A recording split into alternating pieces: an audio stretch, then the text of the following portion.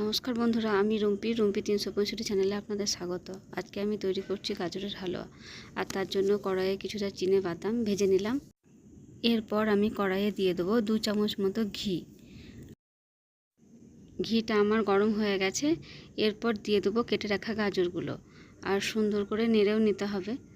বেশ একটা সুন্দর কালার আসা অবধি নেড়ে নিতে হবে। গাজরের কালারটা খুব সুন্দর চলে এসেছে। এর মধ্যে কিছুটা কিশমিশ ও 1 হাতা মতো সুজি এর মধ্যে দিয়ে আবার সুন্দর করে নেড়ে নিতে হবে বেশ কিছুটা সময় ধরে। অনেকটা সময় ধরে আমার গাজর সুজি নাড়া হয়ে গেছে। এরপর আমি দিয়ে দেবো 2 কাপ মতো দুধ। সুন্দরভাবে ফুটে গেছে। এরপর আমি দিয়ে দেবো প্রয়োজন মতো চিনি।